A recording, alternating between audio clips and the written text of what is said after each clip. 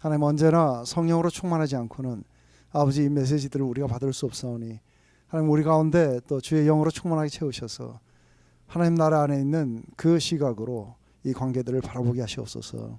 예수님의 이름으로 기도드립니다. 아멘. 오늘 우리가 하는 거는 이제 가정 안에서 그리고 우리가 세상 안에서 어떻게 맞춰 나가야 되는지에 대한 이야기입니다. 오늘 6장 1절부터 우선 4절까지는 가정 안에서 부모 자식 간의 그 이야기입니다. 그죠? 우리 다 같이 한번 읽어보시면은 자녀들아 너희 부모를 주 안에서 순종하라. 이것이 옳으니라. 내 아버지와 어머니를 공경하라. 이것이 약속 있는 첫 계명이니 이는 내가 잘되고 땅에서 장수하리라. 또 아비들아 너희 자녀를 노엽게 하지 말고 오직 주의 교양과 훈계로 양육하라. 이 안에서 여러분들 이제 사실은 우리 안에 우리의 그 역사 속에서 보면은 특히 이제 유럽 같은 때는 한때 전 유럽이 전부 복음화 됐었기 때문에 또 우리 북미 지역도 마찬가지입니다. 한때는 이게 돈에도 이게 크리스찬 그래서 우리가 하나님을 트러스트한다는 그게 $1 지폐에도 있습니다. 근데 이 안에서 가장 이 미국이 전성기를 누렸던 때 그때는 어떠냐면 저 온 나라가 이게 하나님을 섬겼던 때예요. 그렇기 때문에 안에서 이걸 하나님을 우리의 마음속에 심중에 둔다고 했을 때 이거를 경건이라고 그래요. 우리가 이야기하는 경건이라는 것은 가들리라고 그래요. 그죠? 근데 이 경건이 사라지고 나서 나오게 되는 그런 많은 죄악들 가운데 꼭 빠지지 않고 나오는 게 있어요. 그게 뭐냐면 부모를 거역하는 자요 하고 그래요. 로마서 1장 28절에 보면은 그렇게 나옵니다. 하나님이 그 하나님을 자기 마음에 두기 싫어하며 상실한 마음대로 두셨어요. 그렇기 때문에 그들에게는 마음속에 하나님이 없어요. 그렇게 되자 온갖 제약들이 나오면서 수군수군한 자요 무슨 자요 하면서 나오는 게 부모를 거역하는 자요 하고 나옵니다. 또 디모데후서 3장 2절에도 보면 동일하게 이제 경건이 없는 세대 안에 부모를 거역하는 자라고 나옵니다. 그렇기 때문에 우리 안에 나오는 모든 우리의 불의한 부분은 전부 다 불경건 속에서 나오게 되는 그 열매들인 거죠. 그렇기 때문에 안에서 이건 종교적으로도 해결되지 않는 게 마태복음 우리 15장에 보면은 하나님을 실제로 마음속에 둔 것이 없이 안에서 종교적인 열심을 살았던 이 바리새인들이 뭐라고 이야기했냐면 이들은 매일매일 이것을 믿었어요. 그러니까 너희 부모를 갖다가 공경하라고 하는 십계명을 갖다가 매일매일 믿었는데 이걸 빠져나가는 것도 만들어낸 거예요. 그래서 뭐라냐면 고르반 그래갖고 이것은 하나님께 드린 바 되었기 때문에 부모님에게 드릴 수 없습니다 하는 거예요. 그러면서 아주 교묘하게 부모를 거역했어요. 이러한 것들이 하나의 우리의 신앙생활을 갖다가 부모를 거역하는 방편으로 사용되기도 했었습니다. 근데 이 안에서 여기서 보면은 남편과 아내, 그 다음에 부모와 자식, 종과 상전, 여기에서 보면은 항상 먼저 이게 권위 아래에 있는 자들에게 먼저 이야기해요. 그죠? 아내들아 순종하라. 그리고 자녀들아 순종하라. 그리고 종들아 상전에게 순종하라 하고 나옵니다. 근데 우리가 보통 이렇게 이야기할 때에 그 권위에 대해서 이야기를 할 때 이 권위가 어떤 건가 했을 때 이 권위라는 걸 갖다가 잘못 이해하면은 권위자가 마음대로 할 수 있는 거라고 그렇게 얘기합니다. 근데 이게 권위자가 마음대로 할 수 있는 게 권위가 아니고 이 권위에는 두 가지가 있습니다. 하나는 그러니까 우리가 권위했을 때는 보호라는 개념이 있습니다. 그렇기 때문에 우리가 하나님의 그 권위 아래 들어갔다면 그분의 보호의 날개 아래 들어갔다고 이야기가 되는 거죠. 그렇기 때문에 순종이라는 것은 그 보호 아래 있는 자들이 자신을 보호해 주시는 그 상대를 갖다가 우리가 듣는다는 의미예요.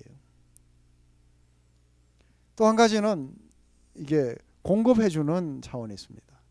그렇기 때문에 여러분들이 부모가 권위자이기 때문에 자녀들의 필요를 갖다가 공급해 주고 그리고 자녀들을 위험에서 보호해 주는 거예요. 그것 때문에 여러분들은 자녀들에게 이렇게 하라 저렇게 하라고 이야기하는 거죠. 그렇기 때문에 이 아이들이 충분하게 성인으로 자라가지고 그래서 자기 스스로 행할 수 있을 때까지 우리들은 보호해주고 공급해주는 역할들을 하게 될 거라는 거예요. 근데 사도 바울은 오늘 여기에서 자녀들아 너희 부모에게 순종하라고 하면서 제일 먼저 이유들을 갖다가 이렇게 이야기를 할 때 그것이 옳기 때문이라 그래요. 한번 봐보세요. 그죠? 그것이 옳기 때문이라고 얘기해요. 그것은 옳기 때문이라고 하는 그 이야기는 태초에 설정이 그렇게 돼 있다는 거예요.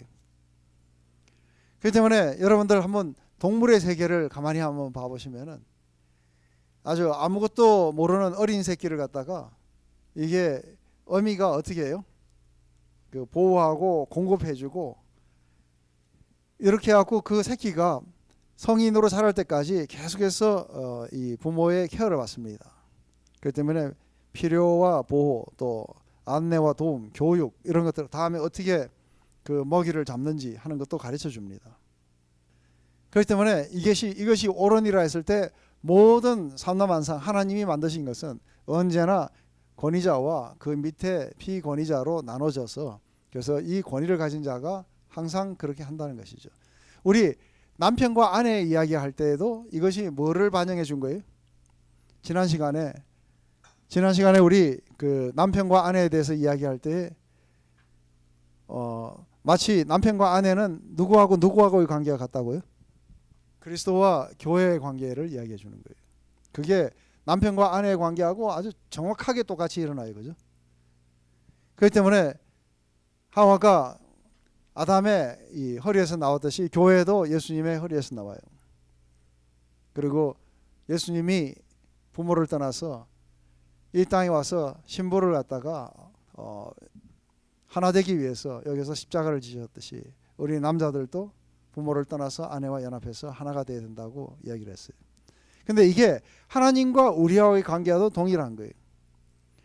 우리가 하나님의 권위 아래 있다는 것은 하나님은 우리를 갖다가 보호해 주시는 거예요. 그렇기 때문에 제일 먼저 어떻게 했냐면 자, 우리 이 방에서 나가지 마라 하고 이야기한 거예요. 근데 우리가 안에서 어린아이들에게 어떤 구역을 설정해 주는 것은 보호의 의미였어요. 맞습니까?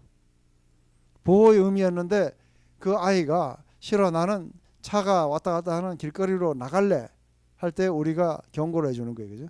거길 나가게 되면은 죽게 될지도 모른다. 오늘 또 아침에 차 타고 오는데 누가 죽었는지 거기에 꽃다발하고 이런 것들이 해놓고 그거를 비디오로 찍고 있는 사람을 봤어요. 그러니까 안에서 실제로 우리는 그런 일이 일어나지 않기 위해서 권위자가 그렇게 설정을 해주는 거예요. 그런데 하나님이 아버지로서 우리들에게 그렇게 해주신 거예요. 그것은 다 여기 있는 모든 과일들은 다 먹어도 좋은데 선과 악을 하게 하는 저 나무의 실과는 먹지 마라. 그걸 먹게 되는 날 죽음이 올 것이다 하고 이야기했는데 문제는 이 밑에 하나님 이 아버지의 권위 아래에 있었던 아담과 하와가 안 들은 거예요. 그래서 그 권위를 벗어버리고 우리가 우리 마음대로 원하는 대로 하고 싶다. 이렇게 하고 실제적으로 거의 다 거역을 하게 되면서 인간들 안에 죽음이라는 게 이르게 되게 돼요. 그렇기 때문에 안에서 하나님은 아버지로서 바운더리를 정해주는 것 이것은 순수하게 보호의 차원이었던 것이죠. 그렇기 때문에 자녀였던 우리 인간들은 하나님 앞에 순종을 했었어야 돼요. 이게 다른 모든 삼라만상의 질서 안에도 다 맞는 거예요. 그렇기 때문에 이것이 옳으니라. 두 번째에 그렇게 하라고 하는 그 이유 중에 하나는 이것이 약속이 있는 첫 계명이라. 이게 무슨 말인지 이해되세요? 이게 10계명의 제5계명이에요. 그죠? 우리 4계명까지는 하나님에 관한 이야기지만 5계명에 여기에서 제일 먼저 나왔을 때 근데 또 다른 그 계명들에게는 그 한 조문마다 약속을 안 붙여요. 근데 이 제5계명 10계명의 5계명은 약속을 해요. 그 약속이 뭐예요? 그 약속이 너희가 땅에서 잘 되고 번성하게 될 거라는 우리 그러니까 여기죠. 내가 잘 되고 땅에서 장수하리라 하고 이야기합니다. 근데 이것은 실제로 약속 있는 첫 계명이니까 우리가 부모님을 갖다가 잘 모시고 공경하면은 우리가 이 땅에서 장수를 누린다는 그 이야기 아닌 거예요. 왜냐하면 이것은 실제로 이스라엘 백성들에게 주어진 거예요. 한 개인에게 주어진 게 아니고 백성들에게 주어진 것이기 때문에 이들이 들어가는 그 약속의 땅에서 이들이 잘 되고 거기에서 절대로 쫓겨나지 않은 채 계속해서 있게 될 것이라는 거죠. 그렇기 때문에 이 약속 있는 첫 계명. 그 때문에 하나님이 우리의 아버지시기 때문에 부모와 자녀들의 관계에서 모든 인류의 근본적으로 맺고 있는 하나님 아버지의 관계를 갖다가 보여주는 것이죠. 그렇기 때문에 우리는 굉장히 많은 부분에 우리 에베소서 3장 우리 14절 15절을 보면 하늘과 땅에 있는 모든 족속에게 이름을 주신 아버지 앞에 그래요. 그죠? 하늘과 땅에 있는 모든 족속에게 이름을 주신 하건데 이 이야기는 실제적으로 하나님은 모든 아버지의 아버지시라는 거예요. 모든 족장들, 그 모든 족장들에게 이름을 주신 분도 아버지시기 때문에 하나님이시기 때문에 하나님은 모든 아버지의 아버지시다는 거죠. 그 아버지가 이제 이 이스라엘 백성들에게 너희가 듣고 순종하고 너희 부모를 공경하게 된다면은 너희는 들어가는 그 땅에서 너희 날이 길 것이다 하고 그렇게 이야기해 주는 거죠.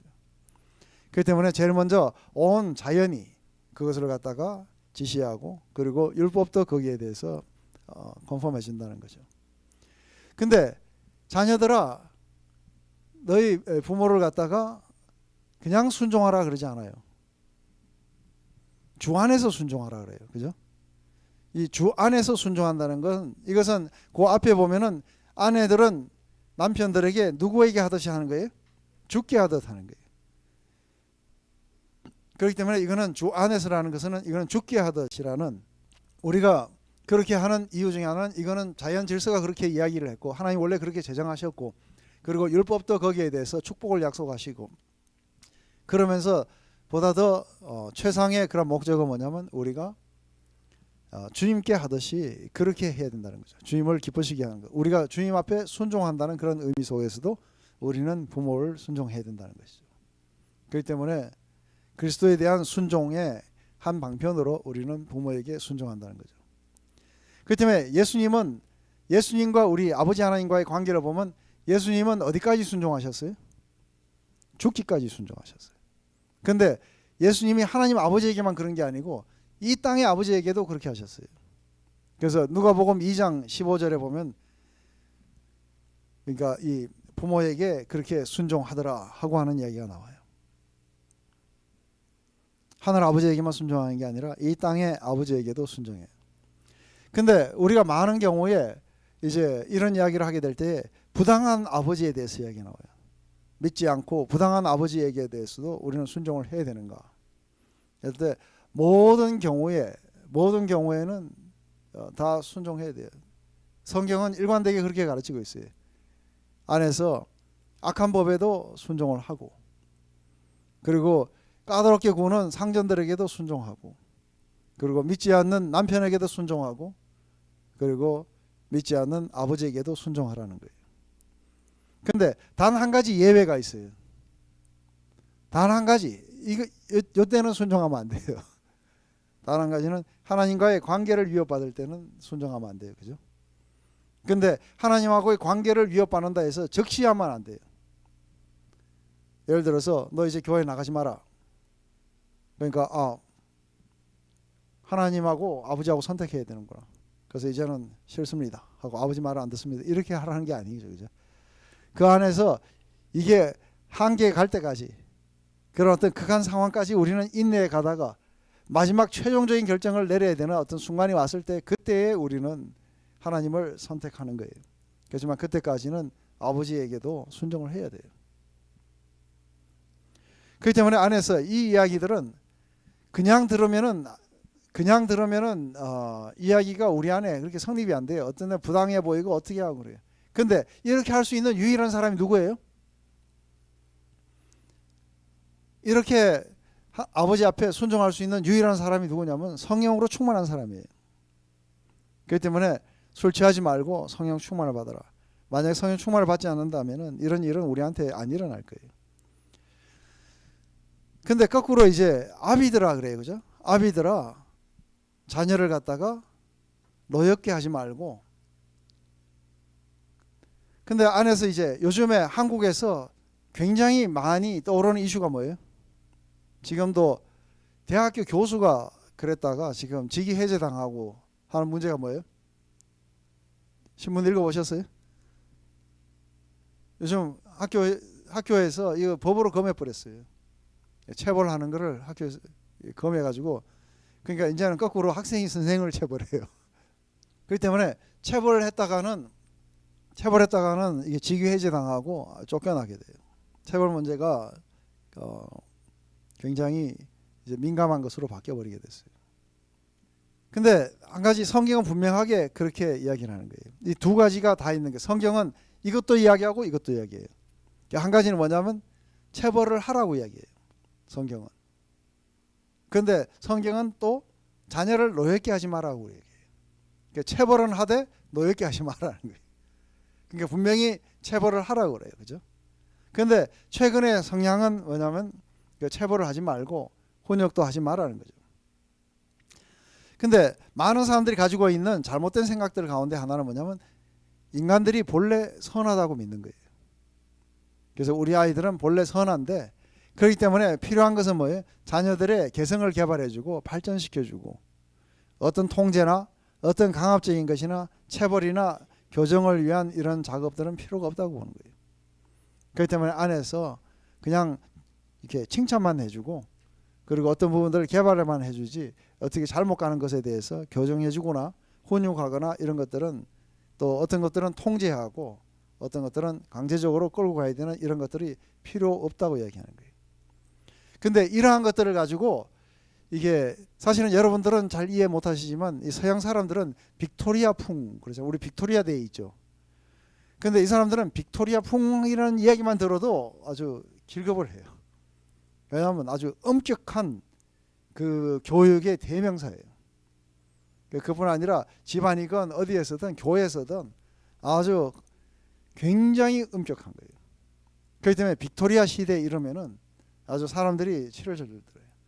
그러다 보니까 이 빅토리아 시대에 반발하는 것들이 나타난 거예요. 그쪽으로 막 하다 보니까 이제는 사람들이 이쪽 극단에서 이제 저쪽 극단으로 확 옮겨가는 거예요. 그럴 때 어린아이 교육 방법을 만드는 사람이 누구냐면은 마리아 몬테소리예요.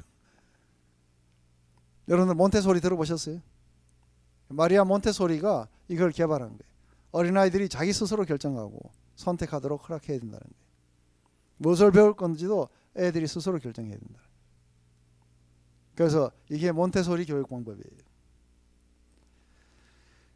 그 전에는 우리는 어떻게 했어요? 우리 동양과 서양의 차이가 뭐냐면 바로 그런 거예요. 저는 자랄 때에 몬테소리가 안 통했어요. 몬테소리는 헛소리였어요. 그죠? 무조건 주입식이었어요. 그래서 구구단을 외워라 그러면 외워야 되는지도 모르고 무조건 외웠어요. 그리고 알파벳이고 뭐고, 그래서 우리가 안 되니까 노래라도 나와요. 그죠? 가나다라마파사 아파야카자가 에헤 그러면서 구구단 이거 다 외웠어요.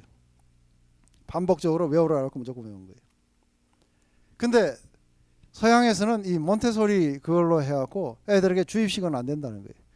그래서 지금 현재 여러분들이 그 서양 안에서 겪게 되는 게 뭐냐면, 비서나 아니면은 어디에 그 캐시어로도 이렇게 누구를 갖다 쓰거나 하면은 이게 철자법도 모르고 간단한 덧셈 빼셈도 못해요. 그래가지고 뭘 하면은 이게 고장 나면은 더 이상 돈도 못 받아요. 이게 간단한 덧셈 뺄셈도 못하는 이걸로 인해 갖고 이런 사람을 양산하니까 이제 비서 쓰고 뭐 할 때 굉장히 힘든 거예요. 그래 무슨 이야기하면 우리 같은 퍼뜩 나오죠. 그게 뭐냐면은 강제로 주입했던 결과들인 거예요. 맞습니까? 그렇기 때문에 동양 사람들 캐시였으면 금방 해요. 그죠? 은행 가면 막 탁탁탁 해갖고 얼마나 능률이 빠른지 몰라요. 근데 얘네들을 쓰면은 왜 그렇게 늦는 건지. 가면 우리 한국에서 온 사람들은 속 다 터져버려요. 또 한 가지는 결코 벌을 주지 말고 긍정적인 것에 호소를 해야 된다고 이야기하는 거예요. 이것은 더 크게 말하면 감옥을 없애버리고 모두 다 어디로 가야 되냐면 상담받으러 가야 되는 거예요. 상담받으러 가고 거기에서 왜 네가 그랬는지를 분석해주고 그리고 긍정적인 쪽으로 우리가 인도해줘야 된다는 거죠. 빅토리아 풍의 교육이 잘못됐다면 완전히 그 반대로 가버리는 거예요. 훈육의 반대는 훈육을 안 하는 게 아니고 올바른 훈육을 하는 거예요. 맞습니까? 잘못된 훈육의 반대는 올바른 훈육을 하라고 하는 것이죠. 이게 은혜와 율법 안에서도 마찬가지인 거예요. 이게 은혜와 율법 안에서도 하나님의 은혜는 무율법을 의미하지 않아요. 많은 사람들이 그래요. 성경은 우리가 은혜 아래에 있다는 거죠. 그렇기 때문에 우리는 은혜 아래에 있기 때문에 아무렇게 해서 살아도 된다. 맞습니까? 그러니까 은혜를 더 인크리즈하기 위해서 죄를 더 지어야 되겠다. 이 이야기를 하니까 뭐래? 그 바울이 로마서 6장에서 말도 안 되는 소리 하지 말라는 거예요. 왜냐하면 하나님이 우리에게 은혜를 주신 것은 옛날에 그 삶에서 우리의 죄의 파워에서 벗어나게 하려고 은혜를 주신 것이지 니들 막 살아라고 그렇게 한 게 아니라는 거예요. 그죠? 그렇기 때문에 은혜 아래에 있다는 것은 무율법주의를 말하는 게 아닌 거예요.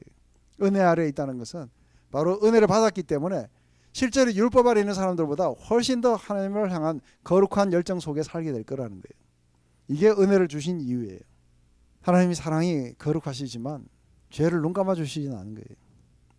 안 보신 것처럼 하지 않고 우리에게 죄가 많이 있지만 하나님이 그래 그거는 내가 안 보인다. 눈이 침침하구나. 근데 잘한 것만 보여가지고 칭찬을 하고 그렇게만 하시지 않는 거예요. 그죠? 안에서 우리의 잘못된 것들을 교정해 주시는 거예요. 그렇기 때문에 히브리서에 뭐라요? 만약에 하나님이 우리를 갖다가 그렇게 훈련하시지 않는다면 우리 전부 다 사생하라 그래요. 하나님은 사랑하는 자들을 갖다가 연단시키시는 거예요. 그렇기 때문에 여러분들은 하나님의 그 연단, 하나님의 훈련 가운데 들어가서 하나님이 그 훈련이 당장은 우리가 볼 때에 별로 즐겁지 않지만 그 뒤에 평강의 열매를 낳게 되고 그 뒤에 무한한 것으로 나아가기 때문에 하나님은 우리를 부모로서 훈련시켜야 돼요. 맞습니까? 근데 훈련 안 하고 난 니들이 다 잘할 줄 안다. 그래서 보면은 아이고 이쁘구나 잘하는구나 그렇게 하시지 않는다는 거예요. 성경은 이야기할 때 우리 인간의 본성이 타락했다고 얘기해요. 악의 세력에 지배를 받고 있기 때문에 호소가 먹혀들지 않을 거라는 거예요. 호소를 이용할 거예요. 인간은 빛보다 어둠을 사랑하기 때문에 이게 안 되는 거예요.